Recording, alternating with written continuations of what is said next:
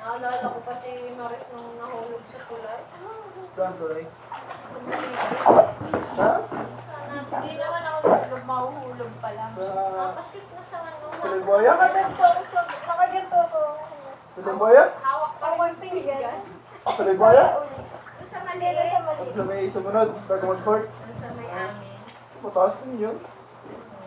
Nagbigat ka rin, nagbigat ka rin.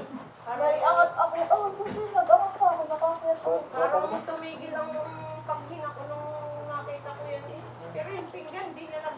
Ganun. Nakagay, matigas yung kumama, bibitaw ko kami. Nabulsot siya. Bata pa. Oo, mga ano pa yan, mga Ay, bakit para bang grade mo yun?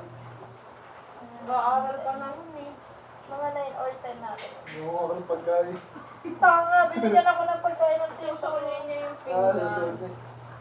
Hapon pa naman yun, yung nag-aalok ang liwanag at dilim. Alas 6. Hindi mo i-skip tayo.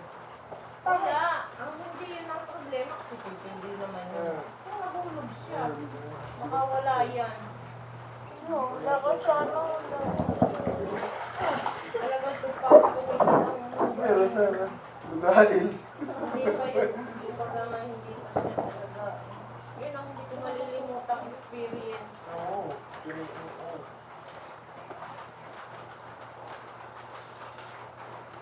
Sama. eh, tatlo tayo. Hindi mo, lalakad. Ayun, yung akin na isa. Ayusin mo. Ay, pinag-drive na nga ako niya sa Pampanga. Sa bayan, pwede ko sa bayan. Hindi natin sa biro. Ano ko hindi ko alam lang, hindi. Bakit? Alam mo ba na tumingin na yung mata ko kapag ano? Hindi ko natin ang sa biro. Ang laki talaga ng mata ko. Magsabon ka na, yun ang sabon mo. Dito ka na magsabon.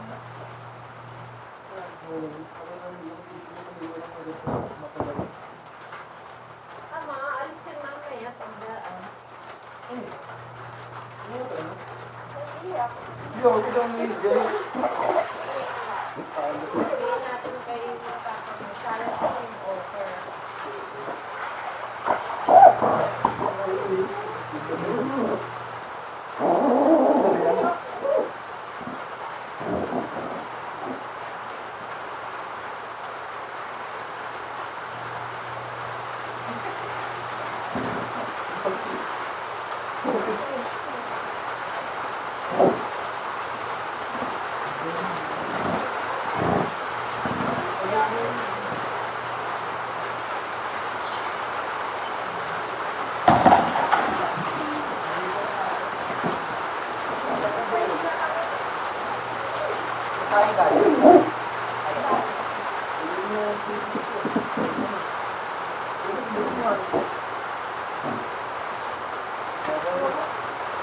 Bebe, hindi.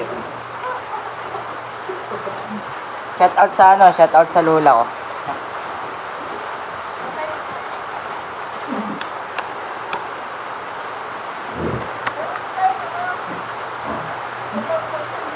Ikaw mabasahin ha? Baka lang kasi hindi ako sa internet.